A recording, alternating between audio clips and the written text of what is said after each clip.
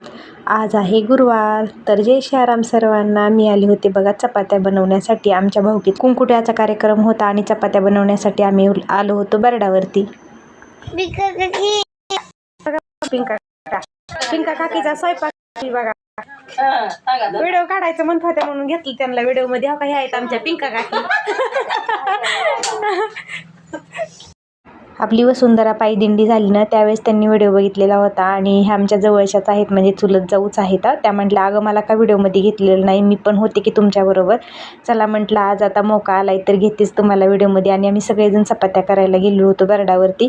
परत मी खाली आले. आज गुरुवार होता आणि गुरुवारसाठी ना आमच्यात सत्संगात प्रसाद बनवतात, जसं की आपलं शिरा असो, भात असो. मी आज फोडणीचा भात बनवणार होते इकडं. छान असा फोडणीचा भातासाठी सगळं सामान एवढं काय म्हणजे आवर्जून करायचं असं काय ठरलेलं नव्हतं, पण अचानक माहिती झालं की मला प्रसाद बनवायचा आहे. त्यासाठी मग घरीच मी भरपूर असे बटाटे, बाजार झालेला होता बुधवारचा, त्यासाठी मग बटाटे, टमॅटो हे सगळं आणून ठेवलेलं होतं. कोथिंबीर आणून ठेवलेली होती आणि ह्यात नणंदबाई आल्या त्याच्यामुळे जास्तीचा एक्स्ट्रा बाजार आणलेला होता. त्यातच मग सगळं मी हे केलं. 5 किलो तांदूळ घेतले होते आणि छान असा फोडणीचा भात बनवला.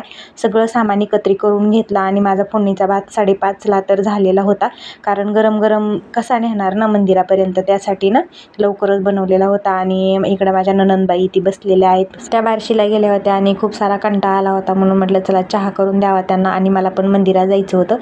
आता इथं थोडासा एन्जॉय चालू आहे, कारण भाऊबीजेचा दिवस होता आणि इकडं मग काय छान असं लेकरांचं फटाके वाजवायला चालू आहे. हे आमचे आहेत बघा ओजस, नणंदबाईचा मुलगा आहे आणि एक मुलगी आहे आराध्या आणि ओजस.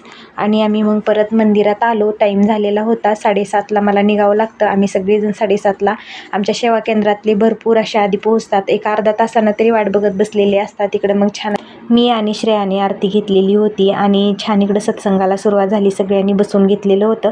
तुम्हाला तर माहिती आहेच आधी भक्तिगीतं असतात आणि छान सुंदर असे भक्तिगीतं ही झाले. आज हाडगे मामा आलेले होते बार्शीवरून. थोडीशी नियमावली घालून देणार होते. आपल्या सत्संगात आपण कसं बसलं पाहिजे, कसं उठलं पाहिजे, आपल्या गुरुमाऊलींना शिस्तप्रिय आहे ना, त्याबद्दल सांगण्यासाठी आलेले होते. आरतीचं रूपांतर सत्संगात झाला असल्यामुळे आता थोडी शिस्त लावणी गरजेचीच होती आणि हाडगे मामा प्रवचन करायचं त्यांचं ऐकलंच पाहिजे. आजचा व्हिडिओ कसा वाटला, लाईक, शेअर, सबस्क्राईब करायला विसरू नका. जय श्रीराम सर्वांना.